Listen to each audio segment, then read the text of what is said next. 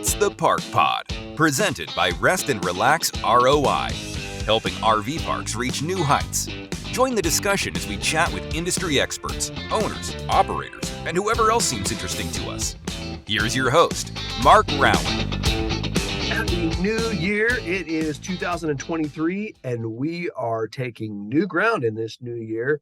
We have our first Canadian guest, Cara Csizmadia, who wears many different hats, one of which is the Executive Director of Parks and Campground Owners Association of Alberta. She has some other things that she is involved with, which you will hear about in the hats off portion of today's podcast. So we're always excited to talk to new people, make new friends. You'll want to hear what Cara has to say and the expertise that she brings to the table. She's been a park owner herself in the past, so that's great. We always have some news for you, and you want to look at those things and see what's going on in the industry today. And of course, there is the marketing tip, which is a blast from the past, as we've said this time around, because we are talking about some reputation information and how you can communicate more effectively and improve your reputation. So you'll want to see what that's all about as well. Thanks for tuning in with us today. Stay tuned for more. So here we have our website, restrelaxroi.com. Check it out. You can download our free Ultimate RV Park Marketing Checklist. Have it, take it, do with it what you will. Hopefully learn and better yourself and your park and your marketing. What do we do with the M5 system? So this is where we put all these pieces together to improve a park's entire marketing operation. So we start with the reputation, we move on to resell, reach, and retarget. Those are the four areas that we primarily focus on. So check that out as well. You can check out our blog, and while you're checking things out, this is like you're at the grocery store, you're going to check out the Instagram and our social media. Be sure to follow us if you haven't already. We'd love to connect with you. Now we're on to the next thing. It's the news for January 2023. Here we are with Woodall's Campground Magazine. We're taking a look at this article about electrical equipment suppliers dealing with supply chain issues. A lot of that has to do with the uptick in demand for electric vehicles. And we saw this article, and we saw a friend of ours, Mike Sorensen, who we know, and he's got a quote in here. So let's see what he has to say. We have large orders with many different supply companies, so we can get products in pretty consistently. But on new orders, it can be 4 to 10 months out, depending on the pedestal. Distribution panels and metering equipment are 10 months out at the moment. So industries across all different businesses are dealing with a supply chain, so no different here. So be aware of that if you're looking to upgrade or you're new and getting those things put into place. The Wild Energy's been experiencing some good growth, more than what they thought. And so that's good on their end. And he goes on to say, with the electric vehicle push and electric RVs coming, consumers are using more and more energy, and everybody is conscious of how much is being used. The owners themselves are noticing that bills are getting larger, so they want to recover that. You can't afford to just give electricity to campers. So that's definitely, everybody understands that, right? Things have changed with the technology advancements, and we know Wild Energy and Mike are doing a good job with providing ways to handle that. Over to Modern Campground, because we had Cara on, and she's a part of the Modern Campground family there. We figured it would be a great idea to talk about what's going on with this article. Some Alberta parks are opening camping reservations this month. So, hey, if you were thinking about going up into Canada, seeing the sites there, you can already get some reservations done. This article details that and gives you some more info about, like here says Marty News, while our Alberta parks offer year-round online camping reservations for specific campgrounds, some individual group and comfort camping will reopen their bookings this month. So that's just informing us about what's available for that. So go ahead and check out both of these news sites if you want to know more about what's going on in the RV and camping space. And now it's time for Hats Off to RV Parks. We wear your hat. You talk about your park. Hey, thanks for tuning in to the Park Pod. And today we're super excited to have Cara Csizmadia with us from the CCRVC. I was going to try to get the whole name out. Then I'm going to you know what? I'll let you say all the words and explain all that. So glad to have you on. Tell us who you are and who you are working with. Yeah, thanks, Mark. I appreciate it so much. I know I always come to these with this crazy last name and then all these acronyms and all these things. So no pressure on that front. So I technically work for the Canadian Camping and RV Council. We are Canada's National Campground Owners Association. I say technically because I kind of juggle a few different hats too, so it can get kind of confusing and bogged down. I actually initially started there as a member of the board of directors back in my days as a campground owner. And then when that changed, the association offered me a job, and so I've been working for CCRVC since 2019. I am also the executive director of the Parks and Campground Owners Association of Alberta, which is kind of a bit of a passion project thing for me. I think that's where my park was located and where I live, and so I know a lot of campground owners here personally, and I know their families, and it's been a great experience for me to kind of continue to work alongside their businesses in this way. After my own campground ownership journey ended. So I'm really grateful for the opportunity, for sure. That's great. Well, it's apropos that you're wearing a lot of hats on the Hats Off to part of our show. So that's awesome. So you mentioned a little bit, you used to be a campground owner. So tell us how you got into doing that in the first place. Very unexpectedly.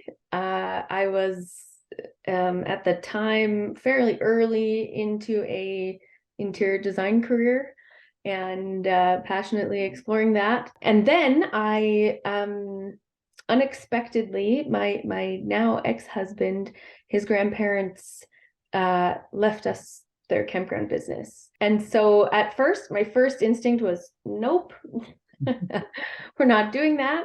I have no idea about that, but with a little bit of conversation and all of that, we really began to see it as, we're incredibly fortunate to have this successful and kind of pre-built thing handed to us in this way. And, it had a lot of potential positives that could impact our family. We had young children at the time. And so we were looking at things like, childcare and all of that, compared to in the campground dynamic where that wouldn't have to be a part of our kids' upbringing. We could keep them home with us and have them around the park and all of those things. So a lot of those lifestyle perks were a big part of the, okay, we're gonna dive into this head first choice that we made. And I'm incredibly grateful. So that was in 2007. My husband and I were working alongside each other for 12 years. In 2019, he actually still owns the park. He bought me out when we separated, and he's still kind of very involved in the industry. And fortunately, our kids, who are teenagers now, can still work there and still have that part of their lives, which is really great for all of us, I think. Very cool. Very cool. Yeah. So that park, was there like a specific, you have 55 and over and family oriented? What kind of, did you have a particular orientation that you guys were? Yeah, we were very family oriented spot. And in those days, very much still, we had some limitations in our operating permit that required us to be mostly short-term stay. That has since changed. The county he's in is doing things a little bit differently now, but at that time we were really, really reliant on, we're very close to the city of Calgary. We were very reliant on big city events and summer things going on. Our annual summer calendar was very much dictated by that. We had shuttle services to the Calgary Stampede and various things like that to kind of capitalize on those external events that really brought a lot of traffic our way. You mentioned, I believe this is you said it was kind of like close to your heart, something that you were a lot involved with was the Parks and Campgrounds Owners Association of Alberta. And so how did that all come about? And you got involved, you were board of directors, sound like all that. Tell us a little bit about that part of your story. Yeah, sure. So fairly early on into my campground experience, so we inherited in 2007, and by about I would say a handful of years later, 5 years later, I was beginning to get involved with the Tourism Association and Travel Alberta and some things like that, which is where I came across the National Association that I now work for. And at the time, they had no representation from Alberta on their board of directors. So I was nominated for a position there and started participating nationally. And so it was interesting to see, we had some provinces in this country who had really robust, active campground owner specific associations, and then other areas of the country that didn't. And then, which Alberta at the time didn't have a dedicated campground owners association, which it used to have. It had a very, very strong association right until the early 2000s. And then I think some of that core leadership kind of retired out of the industry, and that really kind of impacted how the association went. And we also had a move, that association made a choice to move towards a joint partnership agreement with the Alberta Hotel Association. And so that really kind of brought campgrounds and hotels under one umbrella.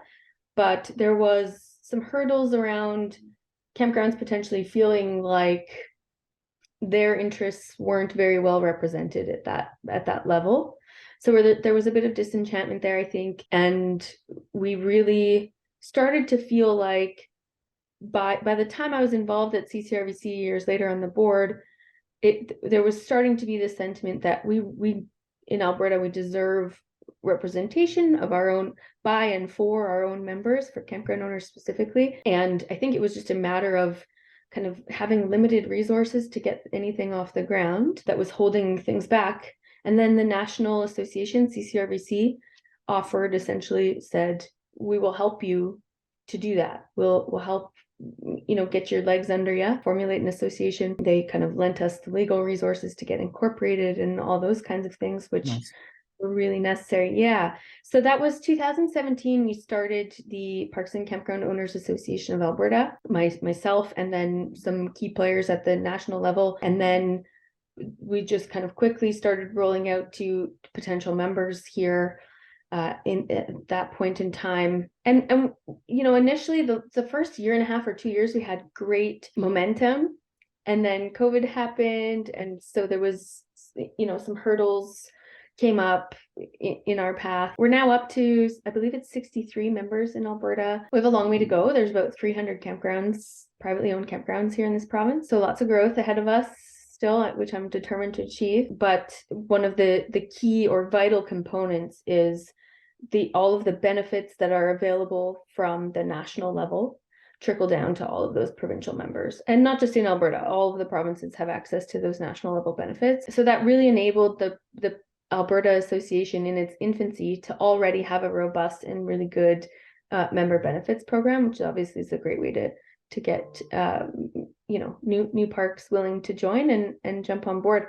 We've just recently had kind of a structural change. Our chairman has changed, and so we have some fresh perspective on the board in Alberta too, and some really cool projects coming up that I think will kind of modernize how we're marketing our members and things like that into the future. So lots of fun, exciting stuff on the plate there for sure. Well, that sounds great. So you alluded to it a little bit, but with both of these organizations that you're involved with concurrently at this point, what are some of the main things you help campground park owners with at this time? Well, mainly I would say the top thing on a kind of daily, regular basis is just information. We have a great newsletter and things like that keeps members really informed. We also are running a national level conference. Essentially, the last 3 years, this year coming up will be our third annual. They have been virtual throughout this past couple of years, obviously, and we really focused those events on robust and valuable education and training content that then is available to all of our members in recorded format afterwards. So that kind of education stuff is really, really important and vital, I think, to members. Obviously, we've got some great discount programs. We actually just announced a fun and really valuable program with Lowe's, they've been a really great partner so far. We're excited to see this roll out bigger, but they'll be offering pretty significant discounts to members across the country, and then also a bit of support financially for the association at the national level. So obviously those are key necessary things in the association world. I think over and above that, probably the level of networking, our ability to blend our team resources at the CCRBC level out to those provincial associations in terms of, we do website support and social media support for Alberta, Manitoba, Nova Scotia, the Atlantic provinces, and we are working diligently also to start a new association in Saskatchewan. So several of the provinces really rely on our office to help them in kind of daily communications with their members and exposure to consumers and things like that. We've also got a great partnership with GoRV in Canada. All of our members' campgrounds are listed at their site. We work closely with them in partnership to do all kinds of great marketing and RV camping lifestyle strategy stuff throughout the year. They're really great supporters and great partners to work with at GoRV too. So I feel like I'm blabbing. All that to say, there's a big long list. There's tons of things I'm missing. We've got insurance programs and partners, and we have our annual spring and fall camping events that we use to really market member campgrounds who participate offer discounts and events and things in their properties at those times of the year. And we strategically use those to both position us politically in terms of getting exposure to our political representatives, but then also in the media in all formats to keep exposure for the camping and RV lifestyle across the country. Both those events happen, one in spring and one in fall, really to showcase the shoulder seasons when things are maybe a little less busy and there's sites available to even be had. Yeah, a small snapshot of the things we've got going on. We've got a lot of free time with all that going on. So we're thankful for you carving out some for us. Yeah, my pleasure. And we also love to hear about the marketing. Of course, that's where our heart lies as well. So I'm glad you guys are getting it done there. Yeah. Shifting gears slightly, you're the Alberta, and we'd like to know, for those of us that are not super familiar with Canada, what's the campground scene like there? Oh gosh, we have a vast number of campgrounds in this province, 700, I believe. Like I mentioned, about 350 or so of those are privately owned. The other half are either federally or provincially owned and managed. They range from, small 10 site, unserviced, drop a 20 in the box when you show up, parks right on up to, we've got some incredible resort properties from companies like Parkbridge and Pinnacle, and some newer, bigger players coming into the market too. Summerhill Resorts, those guys are all doing really great things, both on the seasonal and short-term stay models that, I think are really, we're seeing such a big demographic shift with campers, I think, where they're really wanting more amenities and services in that kind of experiential vacation style camping excursions. Those guys are doing a great job with that. We, of course, still have the guys who like to, go out and find a patch of grass and be really in the woods. And Alberta does have ability for that as well. There's a ton of crown lands that are accessible by campers to use and enjoy. So there's a very, very broad range. I say all the time, I really love that about Alberta, that every single type of camper has a place to go. There's definitely something for everybody out here. We're super fortunate as well to have great relationships with Alberta Parks and Parks Canada. So we actually have some privately owned campgrounds that operate in or near some of those provincial and federal parks, which is, obviously a huge draw to those areas and so vital to the overall kind of tourism framework here in Alberta. Yeah, I would say it's incredibly diverse. Alberta has the highest per capita RV ownership in Canada. So we've got a ton of camping folks here. And so the broad range of options, I think, is really necessary in that kind of dynamic. I'm going to ask you a tough question now. Sure. So if there was only one place that you could recommend in Alberta that outsiders could visit, what would that be and why should they be going there? Oh gosh, one place. Well, that is tough. I have a handful of my own favorites. I would say it's super tough because we have some of the world's top outdoor destinations in this province. So narrowing it down is difficult. I think those spots would be at the top of my list just because they're so beautiful, but there is often there's huge site inventory issues in those areas. There's a ton of traffic. It can be really, really difficult to get a site within the national park, specifically in Banff and Jasper. So despite their beauty, I'm going to pull those out of the top couple spots. So I would say, oh gosh, there's a really incredible park that I love in Kananaskis called Sundance Lodges. It's a favorite of my children's. They actually do mostly glamping. Just really, you're right in the Rockies. It's just, you're surrounded by stunning scenery, but it's a little bit less kind of Disneyland level traffic. Right. But yeah, that narrow down is really tough. There's been some great additions. That also is only, if we're talking short-term stay, if you're looking for a seasonal site or something, obviously, my answer is going to be different. There's a couple of really incredible parks here doing seasonal really, really well. Put me on the spot.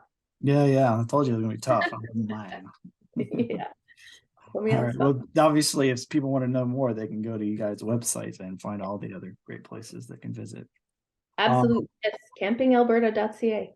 There you go. Yeah. Definitely check that out. I think I ran into you online because of your involvement with Modern Campground. I believe that's probably where I first saw.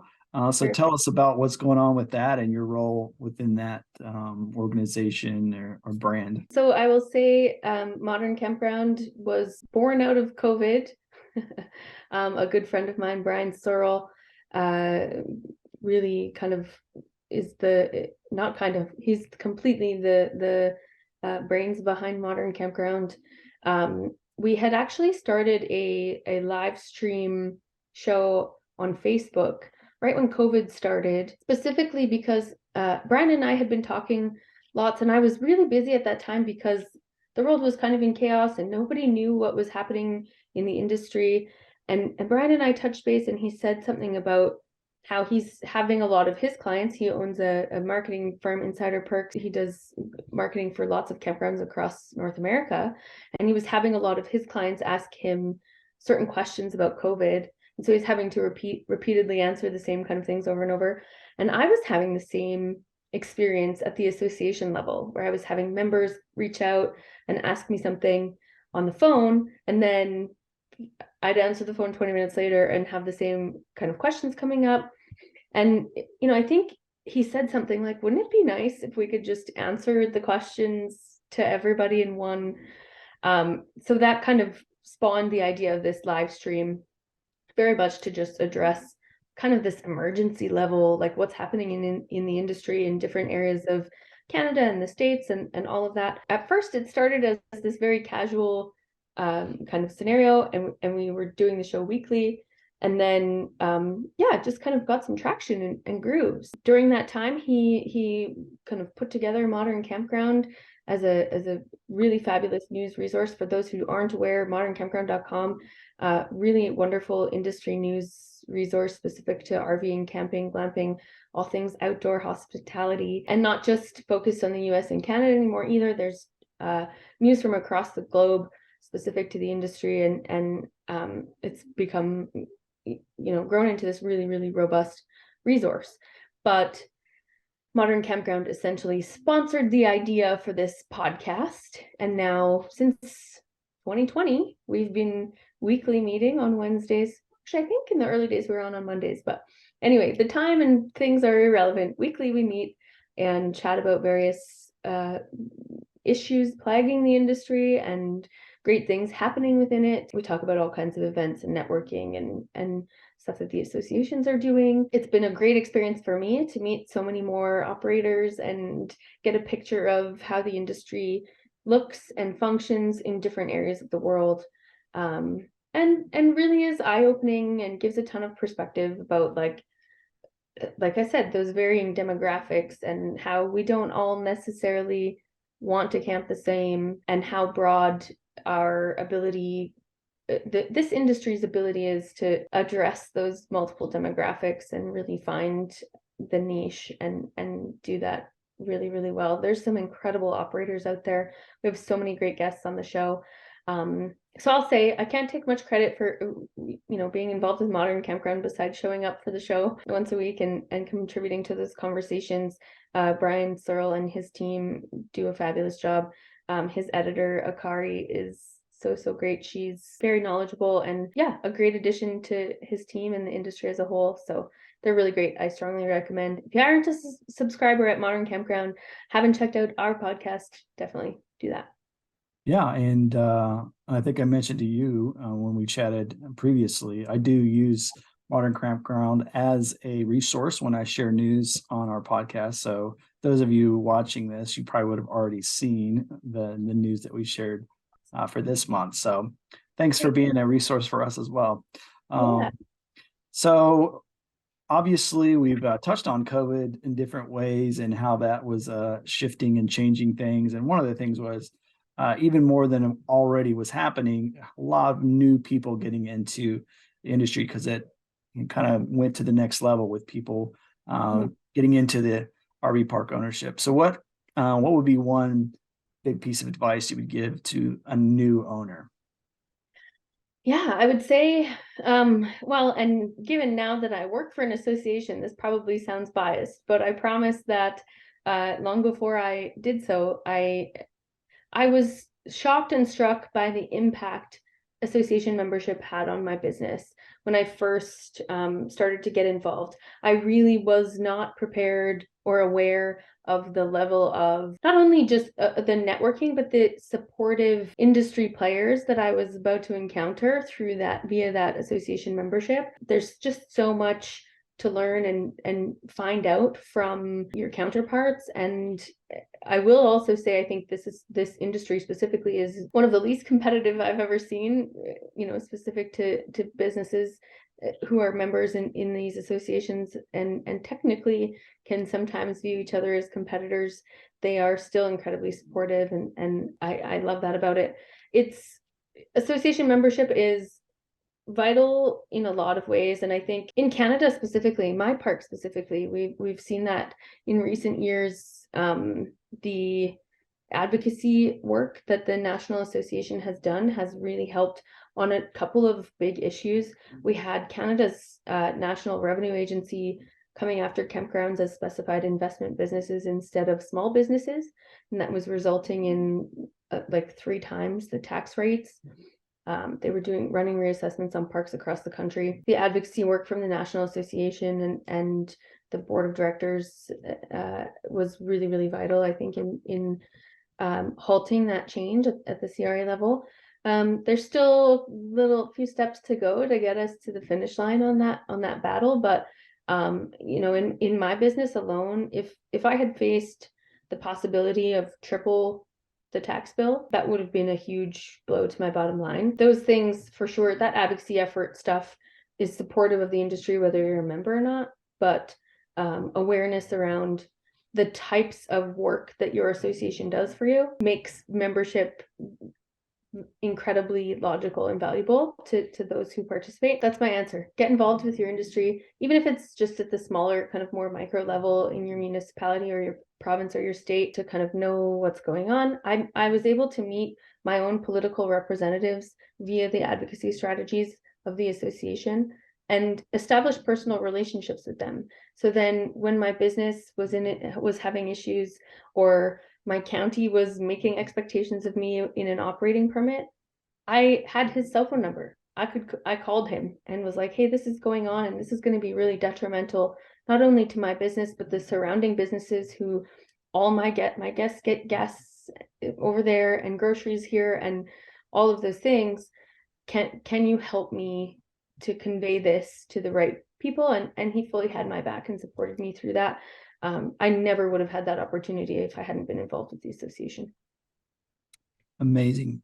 Good info there. So join today. Join today. Yes. All right.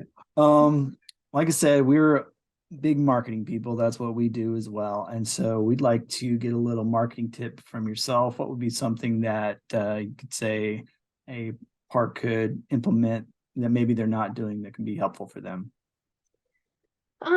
Wow. Yeah. I would say I'll speak to my own kind of valuable thing that I didn't expect to have as much impact on my business as it did. We really found a niche specific to our family. So they were from Germany originally, and we had several German-speaking family members. And so we were able to kind of strategize that into the business model that really put us into a niche position, because we offered service in both of Canada's national languages, English and French, but also German. We had kind of a leg up over most of our local regional competitors with certain specific markets. So then we were able to establish great partnerships both with our international rental agencies, who see a ton of traffic from those Dutch-speaking countries, but also travel agencies and tourism organizations based in Germany, who were then advertising our packages and our offerings directly to their members in their language, knowing that when they get here, they have full service in German speaking languages so that they can kind of have this fail safe. We had lots of folks fly into Calgary International Airport, pick up their rental, and not really be able to speak much English. So they'd get the rental and bring it to our park, and then we'd have our concierge go over, like, here's how the sewer connection works and all of those things in their language. That was a really valuable way for us to bring in guests that we otherwise wouldn't have had the same level of access to.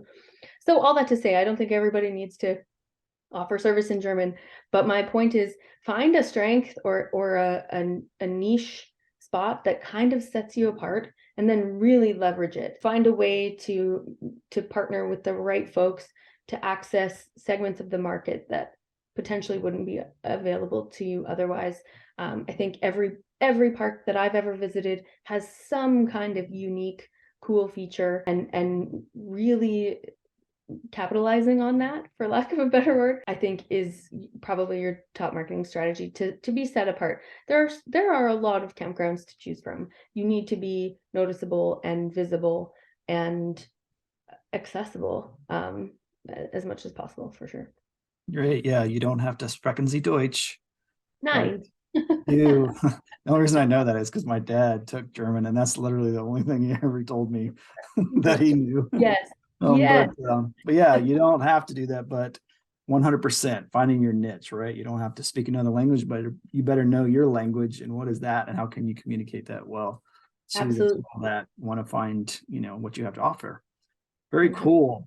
All right, well, we're wrapping things up, but before we officially close out our time together, we want to get your favorite camping story. And if you could share that with us, that'd be great.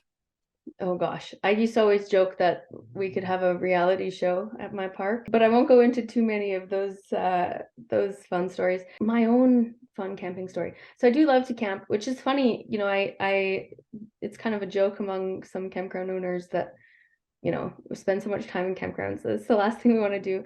But I do really love it. I would have to say probably my best camping memory, and I didn't really find out how valuable it was to me until later, but we have this really wonderful park here in Alberta called Old McDonald's Resort.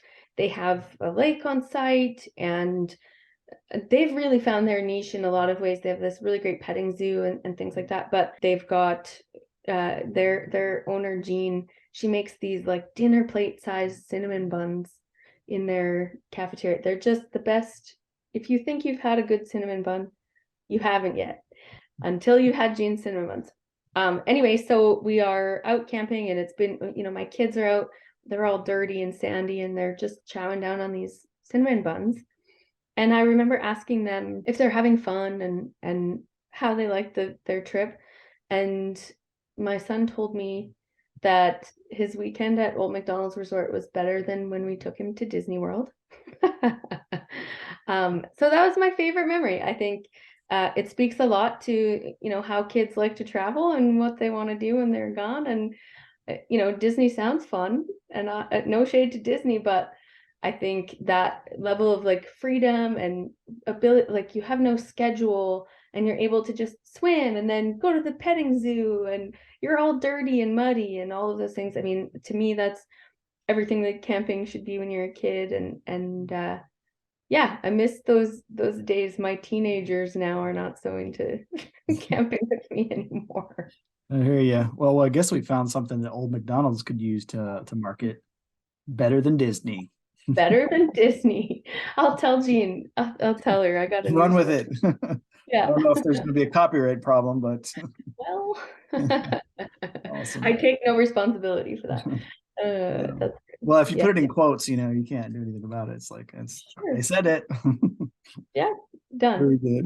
Well, Cara, we really appreciate you spending some time with us today and so much great knowledge that you share with us. The websites, tell us once again where people can find that. We'll also put that in description. Awesome. Yeah. So the National Campground Association in Canada, our site is ccrvc.ca. And then in Alberta, it is campingalberta.ca. We've got all kinds of, the other provinces all have their own websites as well. So I won't go over all of those. You can find them from the national site as well. They're easily accessible there. And tons of other resources and lists of benefits and all those things are available there too. Great. So if you're in Canada, definitely take advantage of that. And of course, if you're a U.S. viewer, still tune in to what Cara and the folks are talking about on Modern Campground as well. Lots of great information that we try to share when we get a chance. So thanks again for being with us, everyone. And until next time, happy trails. Strap in, folks. You're about to experience the R&R ROI marketing tip. And we are jumping off 2023 with a blast from the past in our webinar Reputation, where we talk about websites and how you can communicate more easily by upgrading that. So there's a few different ways you can do that. Your reputation, sometimes people just think about reviews and those type of things, but it's all your online presence and how that is easily accessible and how quickly people can get in contact with you. So the contact form right here is a way that users can get in, email you without having an email address just listed on your site. Make sure that you're doing that. Your phone number, beyond just having your phone number, you can take it to the next level by having a recorded and tracked number. So that would be useful if you want to make sure that your front desk, when they answer the phone, they're doing the things they need to ensure success. And of course, just reports on how the phone calls are coming in and what that looks like. So that's a possibility to upgrade. Social account links. So there is the reality that it can help you in just your overall online presence with social or with SEO juice, I should say. Make sure that the links are actually correct. Too many times I've seen people with social media icons that go nowhere or go to the wrong place. So if you're going to put them on there, make sure they're right. And then lastly, probably the one that maybe you haven't had an opportunity to do, but we totally recommend is a web chat. It is the fastest growing way to have people respond to your guests, to your team members. We utilize it ourselves and see great results from it. So it's just another way that you can make yourself available to guests so they can enjoy their interaction with you and eventually their stay. It's just another piece of a reputation that can be super helpful for your park. Thanks for tuning into the Park Pod. Don't forget, subscribe to us on your favorite podcast platform. We really need your attention and validation. Seriously, we can't go on without it. For additional episodes and more, visit restrelaxroi.com. Join us next time. Until then, happy trails.